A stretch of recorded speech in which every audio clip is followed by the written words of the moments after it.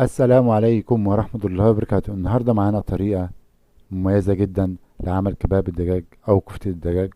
معانا هنا كيلو من المفروم دجاج نزلنا بيه، وهنجيب بصلاية مبشورة مع فصين من التوم،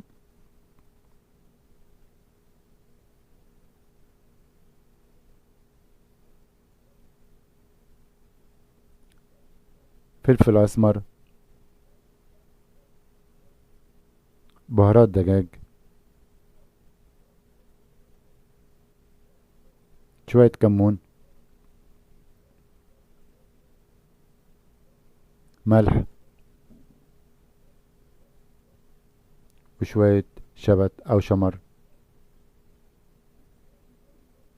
وقلبنا المكونات دي، جبنا صينية حطينا فيها زيت، وهنفرش بطاطس في الأرضية هنا تقطع شرايح خفيفة عشان تستوي معنا. بعد كده هنجيب الكباب بتاعنا او الكفتة بتاعتنا، فردناها في قلب الصينية وزيناها بطماطم وفلفل، وهندخلها في الرف الارضي على درجة حرارة 200.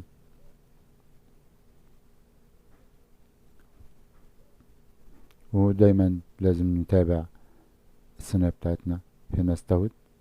هرفعها في نص الفرن وهولع على نفس درجة الحرارة الشواية من فوق. هنبص عليها، مفيش اجمل ولا احلى من كده بعد ما استوت. ما خدتش وقت مني، حوالي 45 دقيقة وقت الزمني. لو عجبكم الفيديو، اسف اتمنى الفيديو ده